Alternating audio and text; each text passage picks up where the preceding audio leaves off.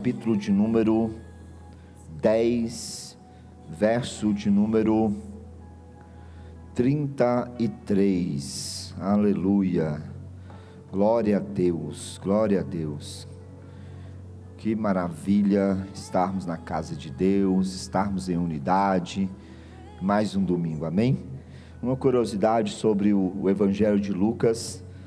O Evangelho de Lucas, ele é um dos, juntamente com o Evangelho de Marcos, dos evangelhos que foi escrito por discípulos que não viveram nos dias de Jesus e que não caminharam com Jesus. Lucas e Marcos são evangelistas que foram discípulos de Paulo, do apóstolo Paulo. E Lucas especialmente, pode abaixar um pouquinho o retorno agora, filho. Isso. Lucas especialmente, ele era um doutor e um estudioso, uma pessoa pesquisadora. Por isso que o Evangelho de Lucas, ele é tido como o mais detalhado de todos os evangelhos. E eu queria que você deixasse aberta aí a Bíblia, em Lucas capítulo 10, verso de número 33. Se você está com a Bíblia, você vai trazer ela assim, ó, na altura do seu coração, aberta. Se você não está com a Bíblia, você vai trazer as suas mãos, mas eu quero te lembrar novamente, que o melhor é que você tenha a sua Bíblia, que você compre uma Bíblia impressa, amém? Vamos orar juntos, em unidade? Repita comigo essa oração, diga assim: Senhor meu Deus, nesta noite, eu vou ouvir a Tua palavra. Diga, e além de ouvir, eu quero compreender. Diga, porque compreendendo, eu pratico, e praticando, eu vivo. Diga, a boa, a agradável, a perfeita vontade do Senhor. Faz um convite para o Espírito Santo. Diga assim: Espírito Santo, eu te convido a falar comigo. O meu coração e os meus ouvidos estão abertos. Diga, fala através dessa palavra e me guia para relacionamentos profundos com Deus e com os meus irmãos, amém? Senhor, eu te peço que o Senhor fale conosco. Pai, essa palavra não é minha. Se fosse minha, Pai, ela não teria efeito de transformação, de resposta, ela não teria efeito de iluminar os nossos caminhos, mas como ela é tua, eu creio, meu Pai Deus, que ela tem tudo isso e muito mais. Que o Senhor fale conosco agora. Eu me coloco à tua disposição, como vaso de barro, mas também como porta-voz das boas novas do teu reino, amém? Olha aqui para frente, antes da gente ler a palavra, eu quero te colocar no contexto desse versículo 33. O Evangelho de Lucas aqui, o capítulo 10, a partir do versículo 25, conta uma parábola muito conhecida no meio cristão, mas se você não conhece, você vai conhecer ela aqui hoje. É a parábola que nós intitulamos como a parábola do bom samaritano.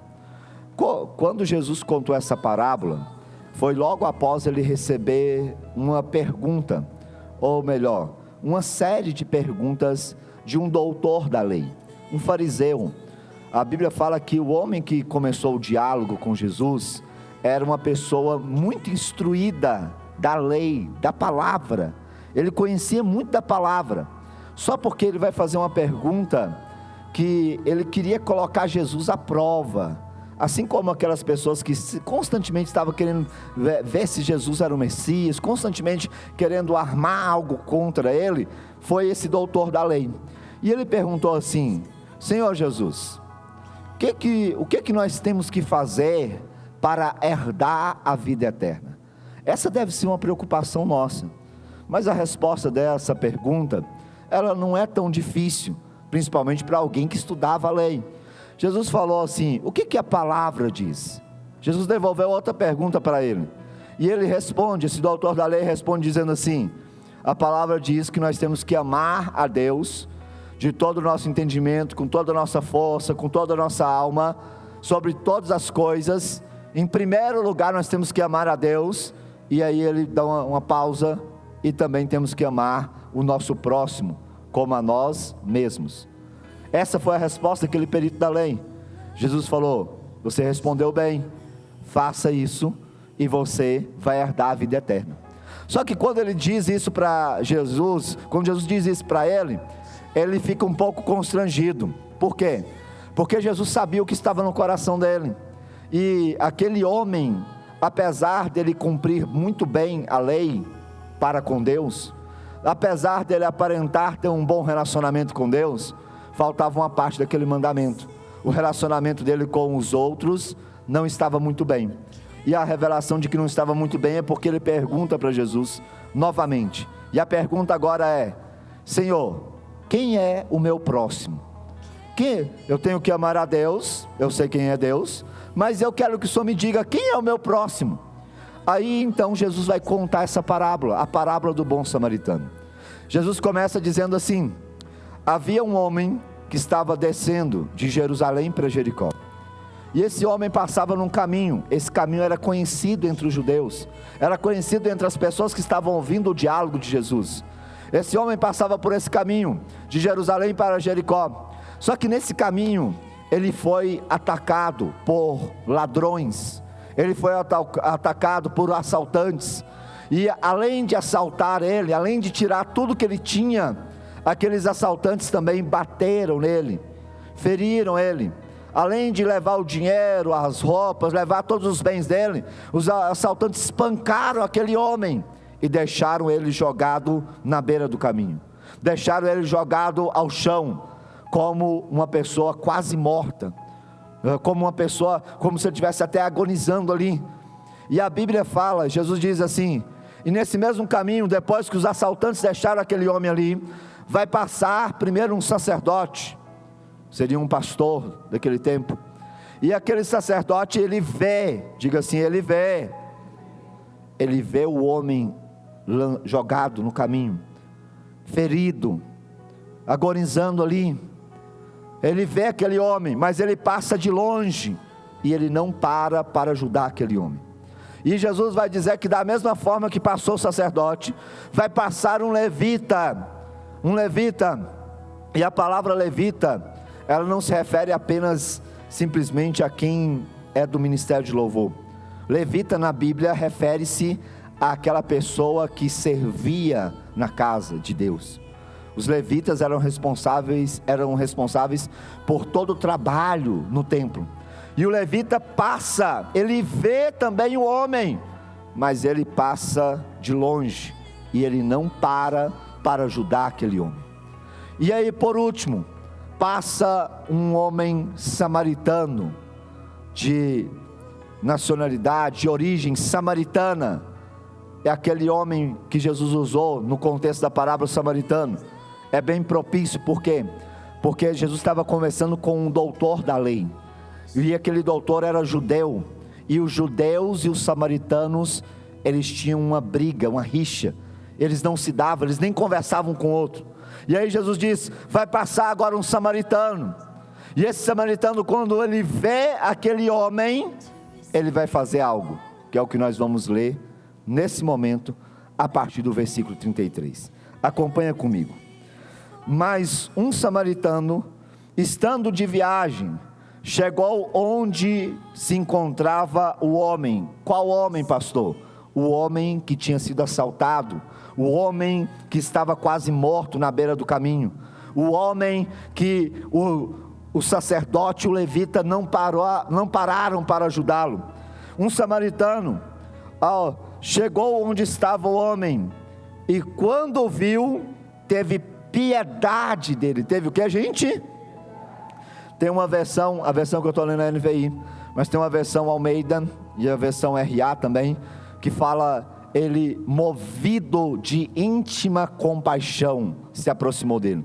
Tem alguém que está lendo nessa versão, que está escrito aí, movido de íntima compaixão? Só levanta a mão. Muitas pessoas, é a mesma piedade aqui, mas guarda essa palavra, íntima compaixão. A compaixão dele, que foi gerada no coração dele, o moveu a parar, a ajudar aquele homem. E a Bíblia vai dizer o que ele faz com essa compaixão, com essa piedade. Aproximou-se, enfaixou-lhe as feridas, derramando nelas vinho e óleo. Depois colocou-o sobre o seu animal. Aquele homem samaritano, ele tinha um jumento, um animal. É como, gente, se ele tivesse um carro zero, viu? Quem tinha um animal naquele tempo, era o principal meio de locomoção. Ele tinha algo ali, ele tinha um carro, ele tinha um veículo. Ele colocou ele sobre o seu animal, levou-o a uma hospedaria, cuidou dele. No dia seguinte, deu 2 denários ao hospedeiro e lhe disse: cuide dele. Ele pagou o hospedeiro e falou assim: estou pagando a hospedaria aqui, vou deixar 2 denários aqui para você, já adiantando, e quando eu voltar, eu pagarei todas. Eu pagarei o que, gente? Todas as despesas. Quando eu voltar, eu pagarei todas as despesas que você tiver. Ele estava falando assim, ele vai ficar aqui na hospedaria, vai ser cuidado, e é por minha conta. Eu vou pagar tudo. Eu já estou deixando aqui adiantado. 2 denários não era pouco dinheiro não, viu? Já era muito dinheiro. Mas ele estava dizendo assim, pode cuidar bem dele, que quando eu voltar, eu vou passar aqui de novo. Se faltar dinheiro, eu vou pagar tudo. Olha o que esse homem fez. E ao final Jesus vai dizer assim, qual desses 3? Quais 3? O sacerdote, o levita e o samaritano. Qual desses 3 você acha que foi o próximo do homem que caiu nas mãos dos assaltantes? Aquele que teve misericórdia, respondeu o perito da lei. O que foi o próximo foi o que teve misericórdia, o que teve compaixão. Jesus disse: vá e faça o. Feche a sua Bíblia, olha aqui para frente, porque Deus vai falar muito conosco agora. Queridos, o tema da nossa palavra de hoje é um clamor para a nossa relação com Deus e com os homens. O tema da palavra de hoje, eu tenho certeza que quando eu colocar no telão, eu vou pedir para os meninos colocarem no telão o tema, já, você vai dizer assim: eu já ouvi essa palavra, eu já ouvi alguém falar sobre esse sentimento, eu já ouvi alguém ensinar e falar o quanto isso é importante para os relacionamentos. Eu tenho certeza que você vai dizer: não, eu sei o que é isso. Por quê? Porque é uma carência nossa, é uma carência da humanidade, é algo que falta na sociedade, é algo que muitas pessoas conhecem, sabem explicar o que é, mas não basta saber, tem que praticar. Não basta você entender o que é, você tem que agir e usar isso. O tema da palavra de hoje é esse que vai aparecer no telão aqui. Coloca pra gente, por favor. Qual que é essa palavra? Qual que é essa palavra? O tema da palavra de hoje é empatia. Nós estamos em uma série com o nome Relacionamentos. E para que possamos alcançar o nível de relacionamento que Deus deseja para nós com os irmãos e com Ele também, nós precisamos entender e praticar aquilo que significa essa palavra. Essa palavra empatia, ela está diretamente ligada ao que nós acabamos de ler. A história que é contada aqui, dessa parábola, para identificar quem é o próximo, qual que é a pessoa que nós devemos derramar, amar de verdade, para cumprir o 2º mandamento. A palavra que eu falei para você destacar, que está na versão, especialmente na versão Almeida, a palavra compaixão, ela tem a mesma tradução e o mesmo sentido de empatia. Eu, como sempre, um estudioso do português, né? Porque como eu tenho dificuldade, eu tenho que estudar mais ainda, sabia disso, né? Quando você tem dificuldade de algo, você tem que estudar mais, aprender mais. Eu fui no dicionário para me descobrir o significado da palavra empatia, segundo o dicionário. Eu sei que você sabe muita coisa e a gente vai falar muito sobre empatia aqui, mas no dicionário tem escrito assim, empatia é a capacidade de se identificar com outra pessoa, é a capacidade de sentir o que ela sente e o desejo de querer fazer algo para mudar aquilo que ela está sentindo. E compaixão, pastor, para você ver que é o mesmo sentido. Eu vou falar empatia, mas é a mesma compaixão, ou a mesma piedade que a Bíblia fala.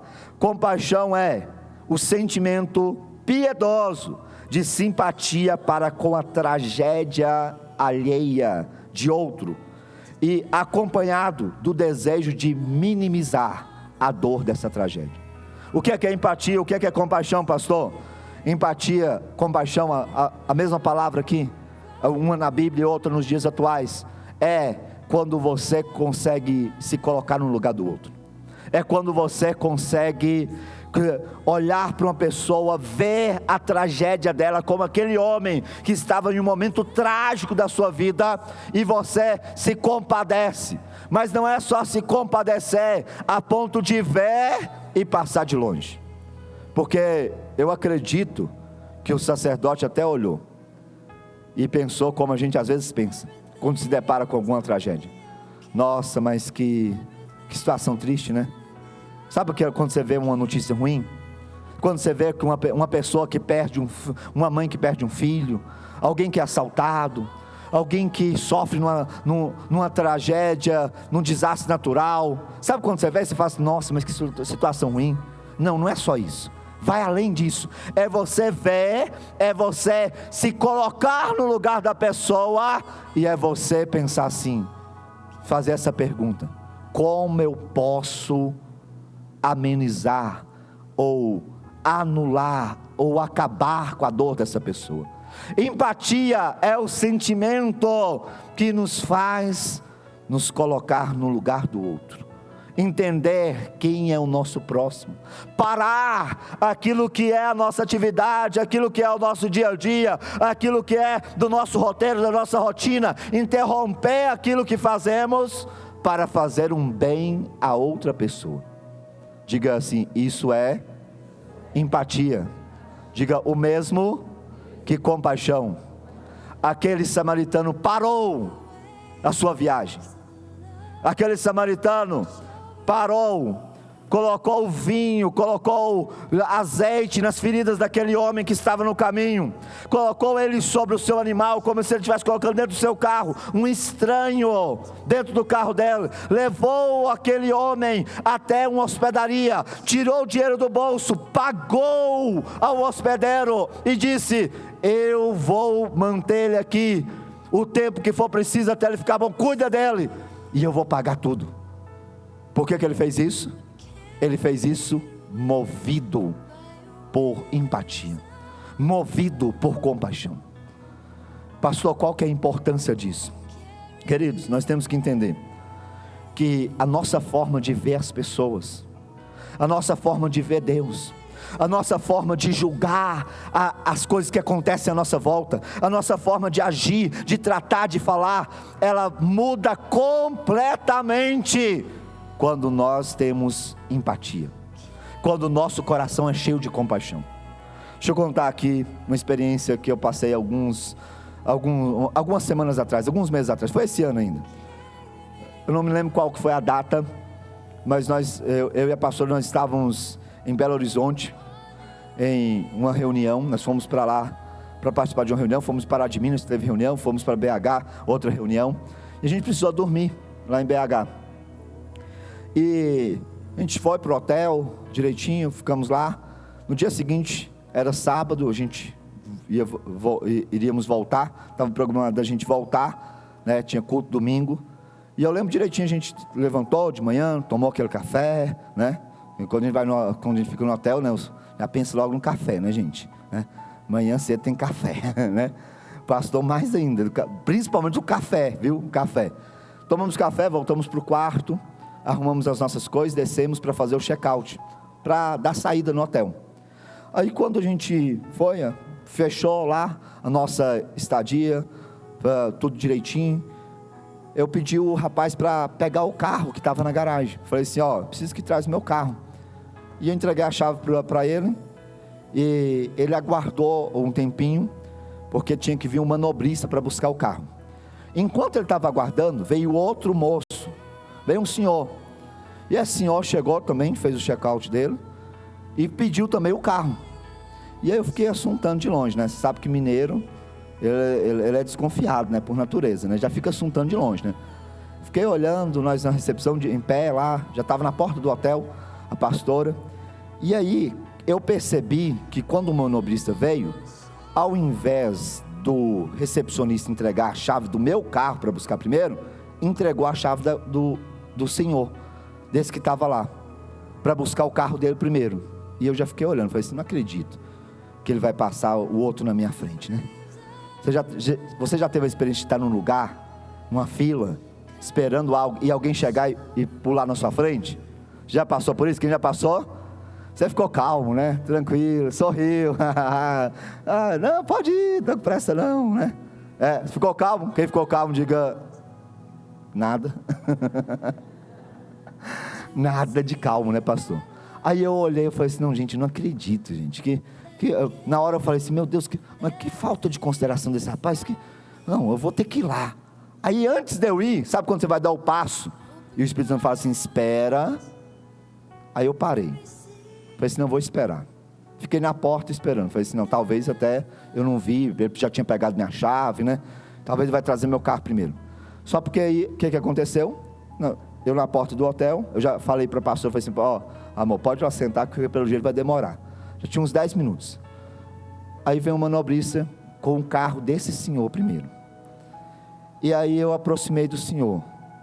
Pensei assim, gente, não posso falar nada com ele, mas eu vou ficar pelo menos aqui para me falar com o manobrista, né? Aí quando ele viu o manobrista no carro dele, ele deu o sinal para o manobrista, ele falou assim, coloca mais ali, porque eu tenho que ficar com o carro no local mais plano. Eu falei assim, por que local mais plano? Aí ele já veio, foi lá perto do elevador e já trouxe aquele carrinho de hotel cheio de malas, mas tinha mala, parecia que umas 3 mulheres, tinha as malas de umas 3 mulheres, né? Já viu que mulher tem mais mala, né? E ele veio com essas malas, e aí ele falou assim, eu tenho que colocar o carro mais perto, ele comentou comigo, ele puxou o assunto, tem que colocar o carro naquele lugar mais plano ali, porque a minha esposa está lá no hotel, lá no quarto, eu tenho que colocar as malas aqui e voltar para buscar ela está na cadeira de rodas. Aí começou, aí ele começou a conversar, eu falei assim mesmo?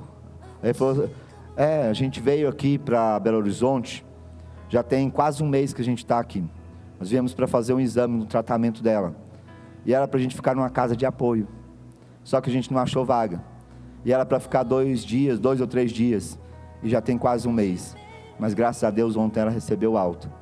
Aí eu tive ainda a ousadia de perguntar, onde vocês moram? Ele falou o nome de uma cidade lá no sul de Minas, quase 700 quilômetros, que eles iam voltar. Aí nesse momento, é aquele momento que o Espírito Santo dá 3 tapas na cara da gente, né?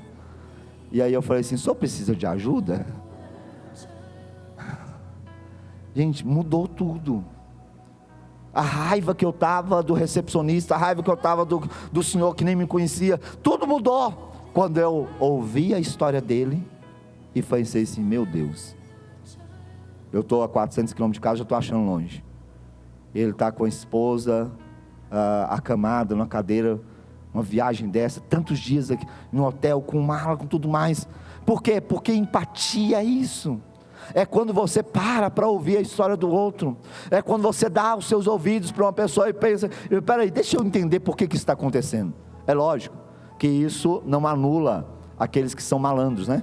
Aqueles que gostam de passar o outro para trás, mas dá para você perceber isso até quando você para ouvir.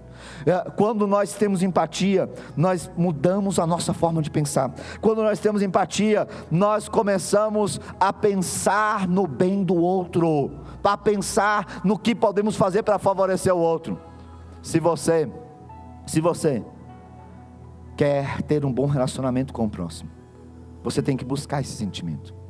Pastor, por que eu preciso disso? Vamos começar aqui, vamos entender a profundidade. Primeiro, por causa do exemplo de Jesus. A Bíblia vai falar para a gente, vai nos mostrar que o ministério de Jesus, a missão que Jesus desenvolveu na terra, tudo que ele fazia era movido por compaixão, que é o mesmo que Quer, gente? Lá em Mateus capítulo 9, verso 35, vou só citar para a gente ganhar tempo. A palavra diz assim, que Jesus ia de cidade em cidade, de povoado em povoado, e quando ele via a multidão, quando ele via os enfermos, os doentes, ele se movia de grande compaixão. Ele sentia uma grande empatia, quando ele via uma pessoa doente, quando ele via uma pessoa endemoniada, quando ele via um paralítico, quando ele via uma mãe, como aquela viúva que ele viu, que tinha perdido o filho. Em todos esses momentos, que Jesus realizou um milagre, que Jesus fez algo extraordinário, ele estava se movendo com compaixão, com empatia. Sabe o que eu aprendo aqui? Se eu estou vendo uma pessoa doente perto de mim, se eu estou vendo uma pessoa escrava de demônios, de Satanás perto de mim, se tem uma pessoa na minha casa, na minha família, se tem um colega de trabalho que está passando por um momento de extrema treva, de extrema escuridão, de dor, e se isso não me incomoda, é porque está faltando empatia no meu coração, é porque está faltando compaixão em mim. Se tem alguém necessitado perto de você, e essa necessidade dessa pessoa, ela não te incomoda a ponto de você parar e pensar: espera aí, como que eu posso ajudar essa pessoa? Como que eu posso amenizar a dor dela? É porque a sua empatia, o seu nível de empatia está muito baixo. Jesus, os ensinos dele para nós, foram sempre baseados nisso. A Bíblia fala que Jesus ensinou assim: se você quer que os outros façam algo para você, primeiro você tem que fazer para eles. Aquilo que vocês querem que as outras pessoas façam, faz para elas primeiro. O que significa isso, pastor? Significa que se eu quero que as pessoas se sensibilizem, me ajudem, eu tenho que primeiro também me sensibilizar e ajudar aqueles que precisam. A Bíblia fala que o mesmo sentimento que estava em Jesus é o sentimento que deve estar em nós. Querido, isso aqui muda a nossa forma. Tem alguma coisa, deixa eu te fazer uma pergunta aqui, ó. Há algo na sua vida que você acha muito difícil de fazer? Algo, né, na forma de relacionar com as pessoas, algo que você acha muito difícil de fazer? Não, pastor, eu não consegui fazer isso porque exige um grande sacrifício. Olha o exemplo de Jesus. A missão dele era algo muito difícil, e era se entregar em sacrifício. Mas sabe por que Jesus fez? Porque assim como Deus nos amou, Jesus amou você e amou a mim.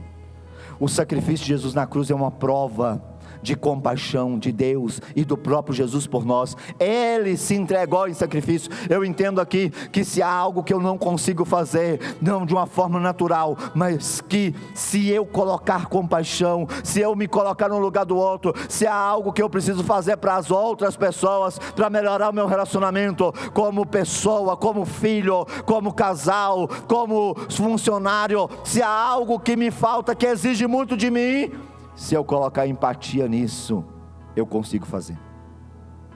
Eu consigo. Se eu tiver compaixão, eu consigo. Olha algumas situações aqui. Quem aqui já foi criticado? Quem já recebeu críticas? Críticas que doeram, críticas que não eram construtivas, críticas que vieram até acompanhadas de mentiras. Já aconteceu com você? Eu, como pastor, eu não vou dizer que eu acostumei com os haters, mas eu já aprendi a lidar com eles. Eu já recebi muitas críticas, e algumas até aquelas alfinetadinhas assim, ó, de leve, né? O Satanás dando uma alfinetadinha, querendo ver, peraí, deixa eu testar o domínio, a mansidão desse pastor aqui. Volta e meia, às vezes eu chego num lugar, a gente vai fazer um cadastro, uma ficha, aí a pessoa pergunta assim: você trabalha com o quê? Aqui em Minas eles perguntam: você mexe com o quê, né? Minas é diferente, né? Com o que você mexe? Aí eu falo assim, eu sou pastor evangélico. Aí a pessoa pergunta assim, não, mas você trabalha em quê? Aí a vontade é olhar para a pessoa e falar assim, eu trabalho expulsão de demônio, de gente igual você assim, ó. A vontade, né, gente? As pessoas endemoniadas, igual você que fica testando a fé da gente, eu coloco a mão na cabeça e o demônio sai. Mas eu não posso falar assim, né?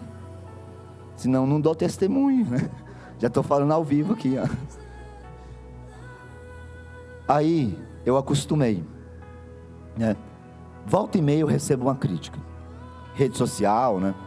Hater. Um dia uma pessoa, eu coloquei um vídeo na rede social, e aí um trecho da mensagem eu li, que estava no iPad, apareceu lá um demônio, usando a vida de alguém, né? De uma pessoa, né? Porque demônio não tem rede social, ele é antissocial. Se fosse de Deus não precisava de ler. Aí eu olhei e falei, Deus, primeira vez que eu vejo isso. Então para que precisa da Bíblia, né? Não precisa de ler nada, né? Aí volta e meia acontece isso. Mas sabe o que Deus me ensinou?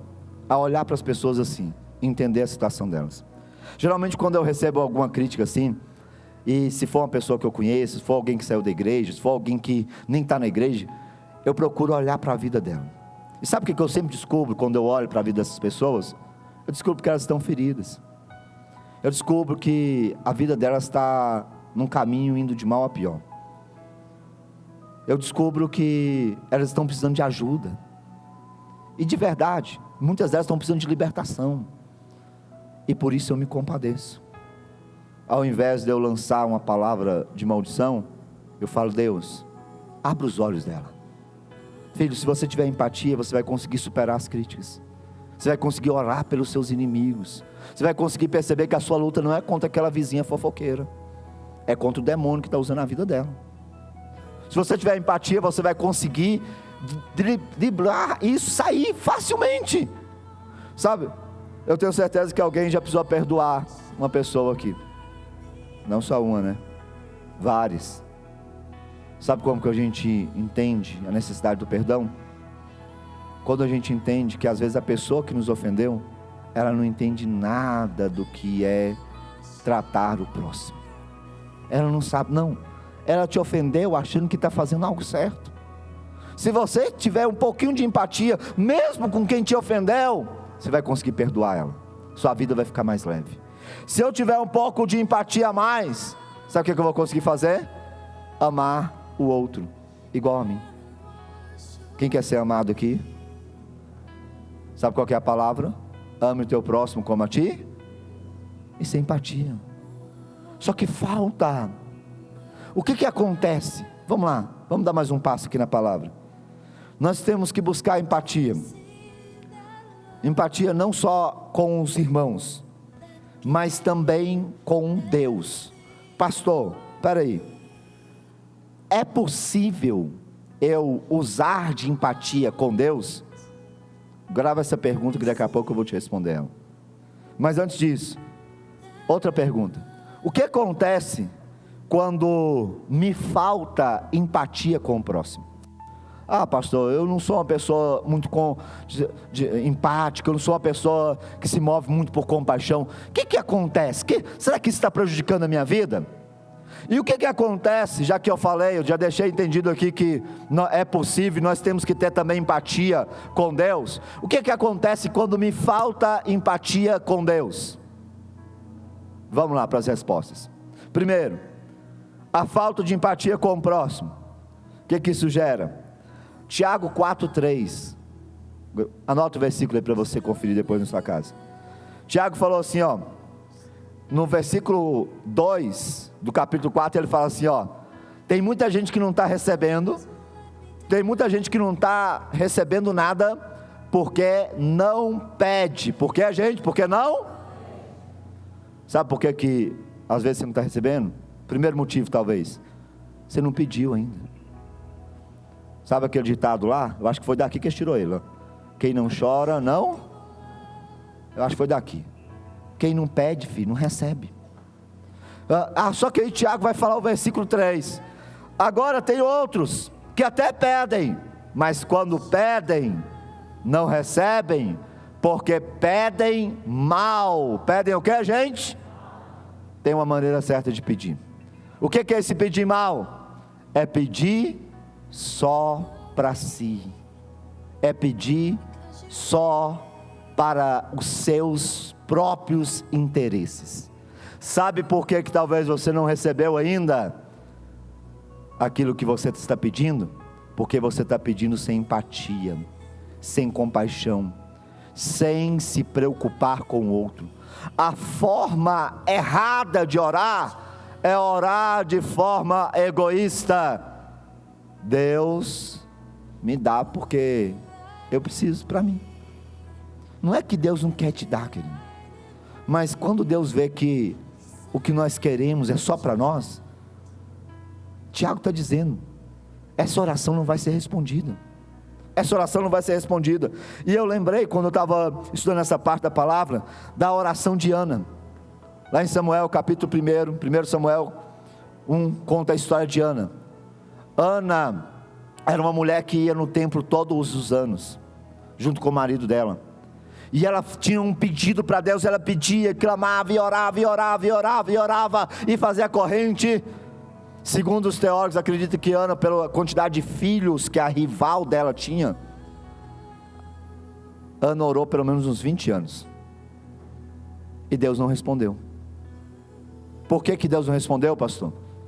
Porque Ana estava pedindo um filho para Deus, mas ela estava pedindo, era por causa que ela queria mostrar para o marido dela, que naquele tempo podia ter mais de uma mulher, por mostrar para o marido dela, que assim como a rival dela, Penina, ela também podia ter filhos.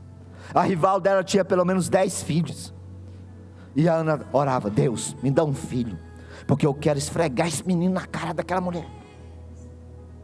Era mais ou menos assim, gente.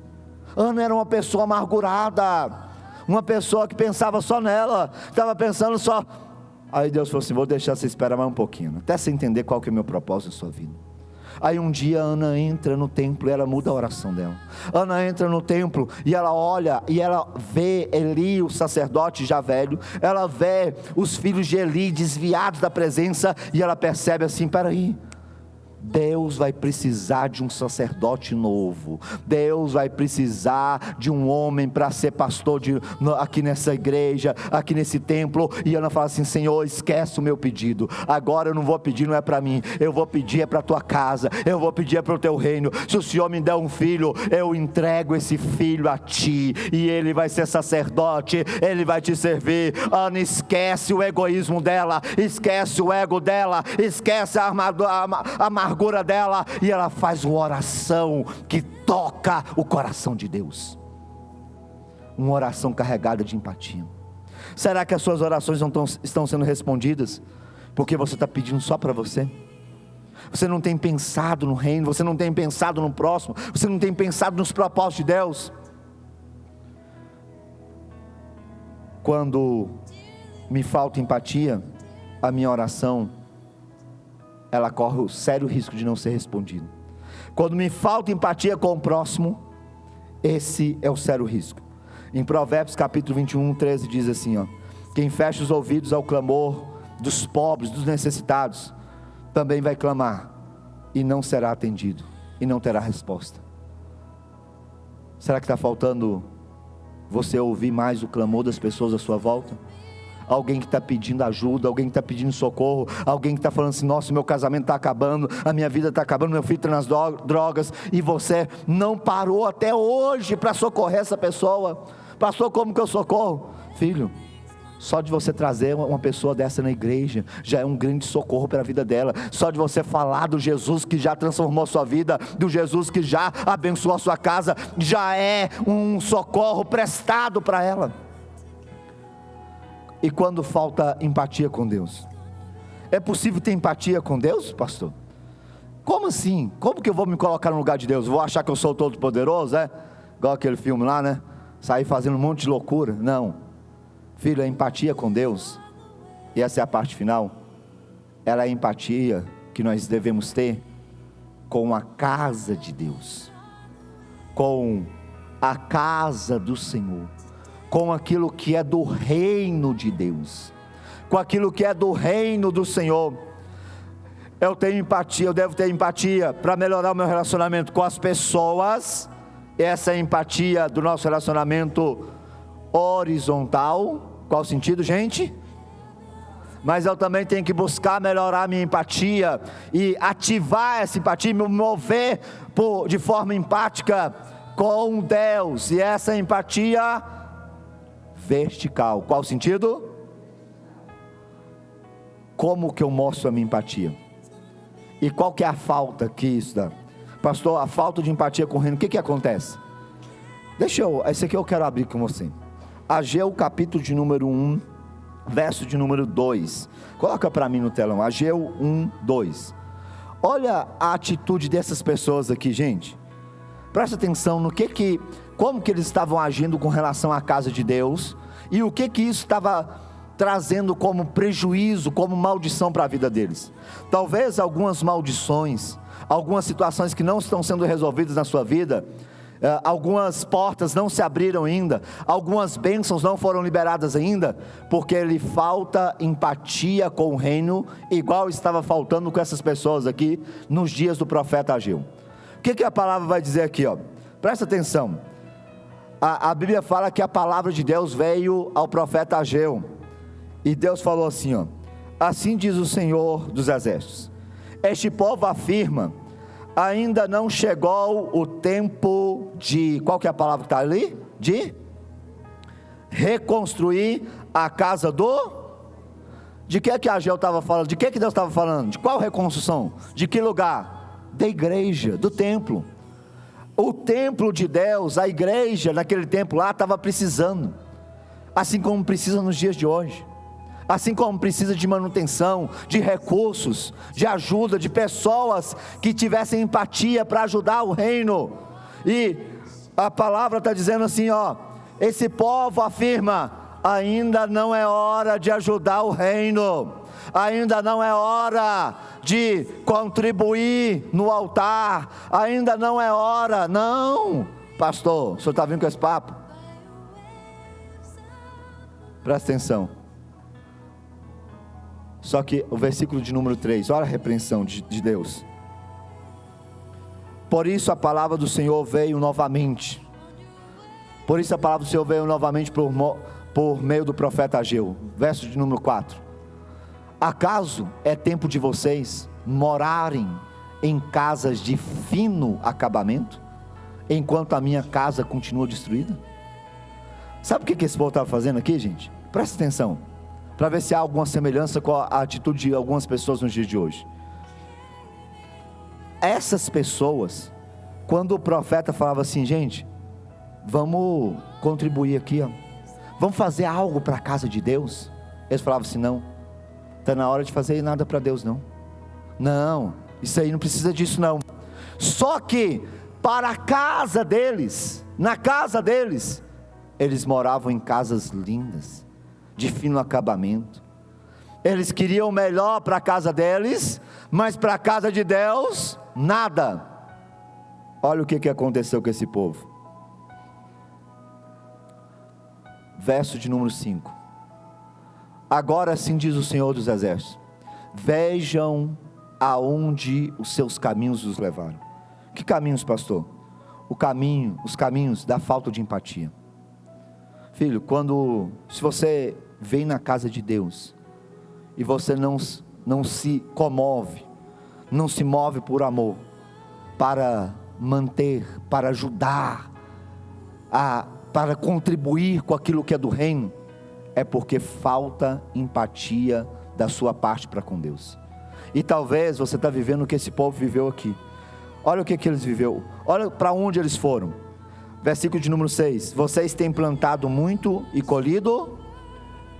O que é isso, pastor? Até uma lei da natureza mudou aqui. Olha a maldição que esse povo estava carregando. Pessoas que trabalhavam muito, trabalhavam, mas não tinham colheita, mas parece que existe uma promessa para aqueles que têm aliança nesse altar, para aqueles que têm empatia, para aqueles que se preocupam com o reino de Deus, para aqueles que têm fé no altar de Deus, que há um tempo de colheita vindo aí. Tem uma promessa dessa, tem alguém que crê nessa promessa, tem alguém que é movido por essa palavra, tem alguém que ama o reino, que ama a casa de Deus, que vai viver esse tempo de colher. Quem está vivendo, diga amém. Aleluia.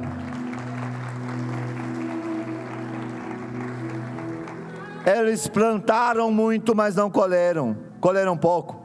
Continuando o versículo: vocês comem, mas não se fartam, bebem, mas não se satisfazem, vestem, mas não se aquecem. Deixa eu dar uma pausa aqui. Nada satisfaz esse povo. Será que a insatisfação que você está vivendo, insatisfeito no trabalho, insatisfeito no casamento, insatisfeito consigo mesmo, será que essa insatisfação não é fruto de uma maldição pela sua falta de empatia com o reino de Deus? Esse povo aqui estava colhendo isso como uma maldição. Nada satisfazia eles, nem a comida, nem a bebida, nem a coberta que eles cobriam satisfaziam. E o último aqui, dessa lista aqui, de coisas ruins que aconteciam com esse povo: aquele que recebe salário, coloca-o numa bolsa. Você já colocou dinheiro num bolso furado, gente? O que acontece quando você coloca o dinheiro num bolso furado? O que acontece? Você perde. O que Deus está falando? Essas pessoas que não se preocupam com a minha casa, essas pessoas que não têm empatia com o reino, que veem a necessidade da minha casa, do meu reino, e dizem: não é tempo de ajudar não. Essas pessoas, elas recebem salário, mas colocam num saco furado. A pessoa pensa: não, agora eu vou juntar dinheiro, e ela vai guardando, agora eu vou juntar, mas quando ela menos espera, vem um imprevisto, vem um prejuízo. Esse ano eu vou fazer 3 viagens para a praia, não vou juntar, vou pagar, Só que quando ela procura o dinheiro, sumiu. Sabe por quê? Simplesmente por ser um povo que não se preocupa com a obra de Deus. E a palavra, ela termina assim, ela conclui da seguinte forma, versículo 7: assim diz o Senhor dos Exércitos: vejam aonde os seus caminhos os levaram. Deus repete a mesma palavra. Agora, o versículo 8, ele diz assim: subam o monte para trazer madeira, construam o templo, para que eu me alegre e nele seja glorificado, diz o que Deus está falando, pastor, no final? Deus está falando assim: olha, traz madeira.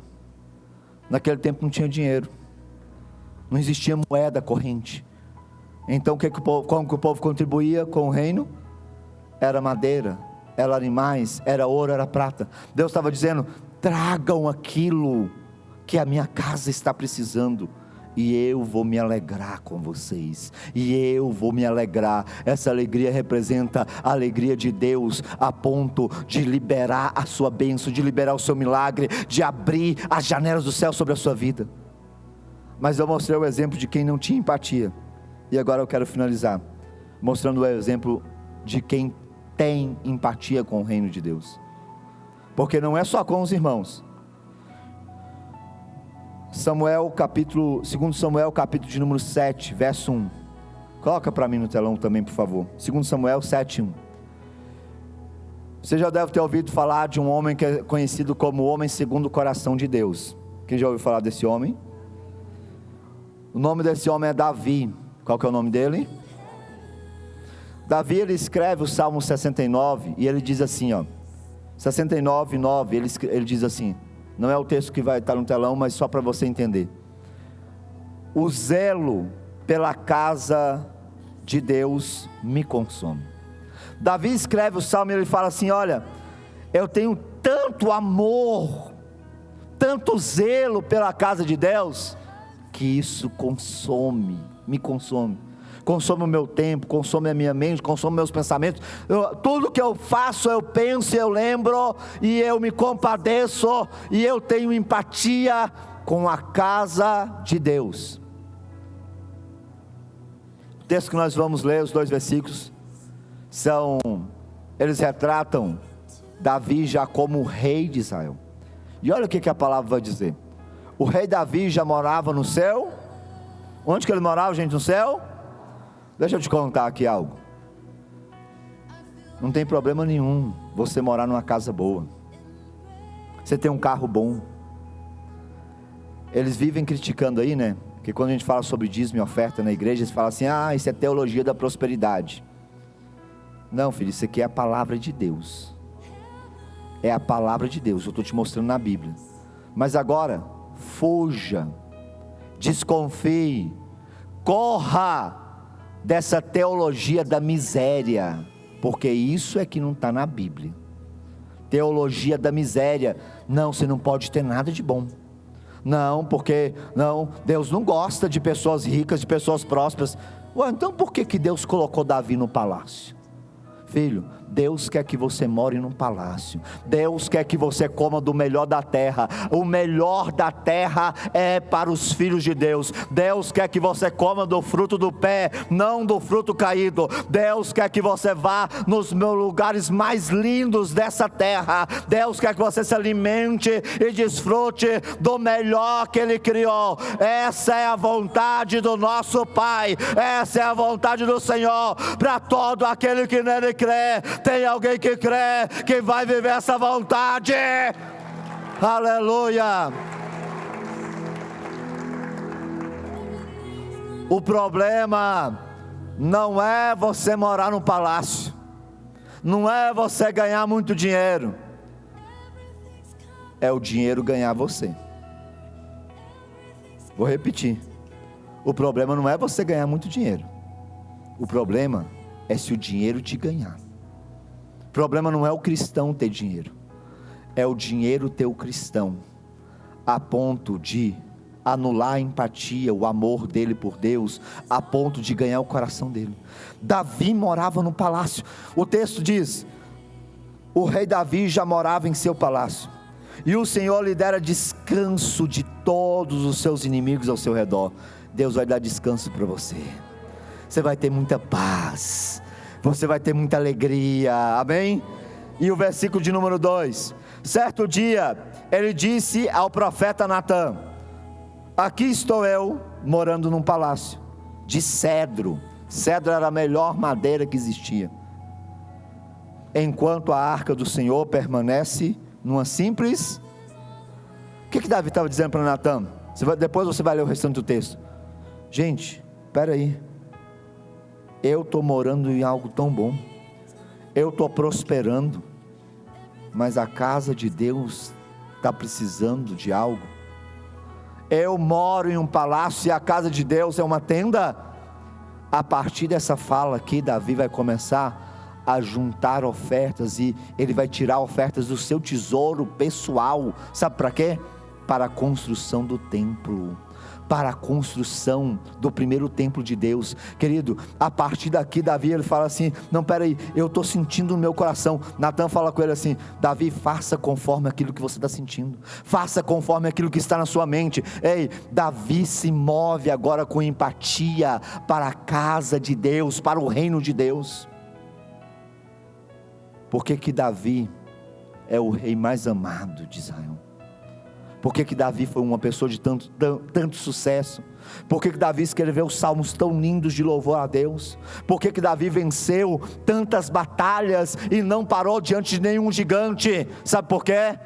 Por causa do coração que Davi tinha, um coração compadecido com o reino de Deus, com a obra de Deus. Ah, pastor, isso aí coisa lá do Antigo Testamento, né? Eles usam esses textos assim para falar que a gente tem que devolver dízimo e oferta. Eu já poderia dizer para você que se você não acredita no que é do Antigo Testamento, então você não deveria ler os Salmos, deveria parar de ler Provérbios. Mas eu não vou falar isso para você não. Eu vou te mostrar no Novo Testamento, na igreja primitiva, isso acontecendo. Atos, capítulo de número 4, verso 36. Coloca para mim no telão também, o último texto que nós vamos ler. Atos 4, 36. Um pouco antes, no capítulo 2, a Bíblia fala sobre a forma com que a igreja vivia. Lembra quando eu preguei aquela mensagem das duas asas, que é das andorinhas? Quem quer voar alto aqui? Amém? Para voar alto tem que bater a asa da comunhão do templo com os irmãos, da comunhão do templo com Deus, e nas casas, nas células com os irmãos. E a forma de vida daqueles irmãos era assim: não havia ninguém necessitado. A casa de Deus também não passava necessidade, sabe por quê? Porque quando alguém precisava de algo, eles vendiam o que tinham e levavam e ofertavam no altar. Olha esse versículo aqui, ó. O versículo 36 e o 37 diz assim, ó: José, um levita de Chipre, a quem os apóstolos deram o nome de Barnabé, que significa encorajador, vendeu um campo, outra versão fala uma fazenda, uma propriedade que possuía, trouxe o dinheiro e o colocou aos pés dos filhos. Quando Barnabé percebeu que a igreja precisava, ele falou assim: eu tenho uma fazenda, eu vou vender essa fazenda e vou trazer o dinheiro e vou entregar em oferta nos pés dos apóstolos. Eu já contei aqui outro dia, na igreja primitiva, os dízimos e ofertas eram consagrados nos pés dos apóstolos, para demonstrar que o dinheiro era servo e não senhor na vida deles. Só quem tem empatia com o reino consegue fazer isso. Essa palavra, ela traz algumas revelações para nós. Dentre elas, ela revela que muitas orações que você não tem elas respondidas ainda, é talvez porque lhe falta empatia com o próximo. Essa palavra revela que Deus, Ele quer usar pessoas, como Ele usou Davi, como Ele quer mover o coração de pessoas, com empatia, com compaixão, para que Ele coloque recursos nas mãos delas, e elas sejam usadas tanto para transbordar na vida de outros, como também para transbordar no altar dEle e no reino dEle. Essa palavra, ela nos revela que nós não podemos limitar a nossa oração, os nossos pedidos ao que nós queremos, mas nós temos que levantar a cabeça e olhar à nossa volta, porque há necessidades, há necessitados à nossa volta, há necessidades na casa de Deus, só que quem vai perceber essa necessidade é só quem tem um coração cheio de amor, de compaixão, de empatia. Essa palavra, ela nos revela que o samaritano da história, preste atenção, ele tinha o dinheiro, ele tinha o carro para ajudar, ele tinha a boa vontade, ele tinha empatia. Eu tenho certeza que um dia você quis ajudar alguém. Você quis ajudar um familiar seu, um amigo seu. Você quis ajudar sua mãe, o seu pai. Você quis dar um presente para uma pessoa que você ama muito. Só que talvez naquele dia você não tinha dinheiro. E talvez você não tinha o dinheiro, talvez você não tinha um recurso ou não tem ainda, sabe por quê? Que está faltando? Talvez é porque falta empatia sua, com o reino e com as coisas do reino, com as pessoas e com as necessidades dela. Essa palavra, ela é uma reflexão para nós. Sabemos muito bem o que é empatia, mas a pergunta é: em qual nível está a prática desse sentimento na sua vida? Eu quero orar agora por você e com você, que vai se entregar nas mãos de Deus, se entregar na vontade do Senhor, como Jesus se entregou para a missão e propósito dele, para que Ele possa te usar como uma fonte a transbordar nessa terra, para que Ele possa te usar tanto para transbordar na vida de pessoas como no reino dele. Tem alguém aqui que pode emprestar a sua vida, tem alguém aqui que o seu coração já está se movendo em empatia por Deus, pelas pessoas. Se tem alguém aqui nessa noite, fica de pé no seu lugar, dando glória a Deus, dizendo aleluia. Feche os seus olhos por um instante.